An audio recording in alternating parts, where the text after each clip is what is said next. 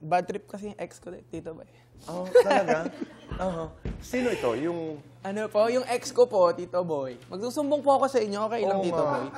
Kasi yung ex ko bigla na lang umalis eh. Okay. Siyempre po, ako po para sa akin na people need clarification, especially in a relationship. Hindi yung bigla ka Bigla ka na na lang lang aalis, tapos yung pinagsasalosan ko, pupuntahan mo. Ganun po. Opo. Wow, intriga, wow, issue. Okay. Yun po. So, Tito Boy... Is the ex, I'm sorry to ask, is the ex, ito yung part of the band? Hindi po. Iba to. Wala po yan. Ano po? Sorry. Okay lang po. Hindi, okay lang po yun. So, ex ito, she's not a singer, non-showbiz. Okay po. Okay, sige lang. Yes. Okay. That's it, Tito Boy. Yun na lang. Yeah, yun na lang. Okay.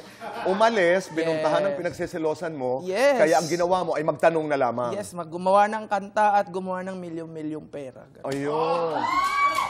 Ngayon, sandali, nung nangyari yung milyon-milyon na yun, nung nag-hit ang mga kantang yun, nagkausap ba kayo? Hindi po. Talaga? Ayaw niya ako kausap, Tito Boy. Talaga? Ewan ko. Pero nagkatuluyan ba sila nung pinagsiselosa?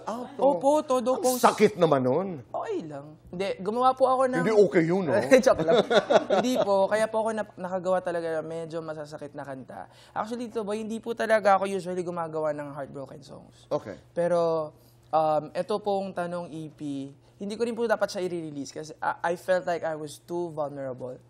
Pero I felt like people needed that from me. Na kailangan ko maging real in order for them to realize na yes, I'm also a person, I'm a singer, and I get to write songs about not only sa buhay ko po, pero sa mga tao na nakaka-relate po sa mga kanta.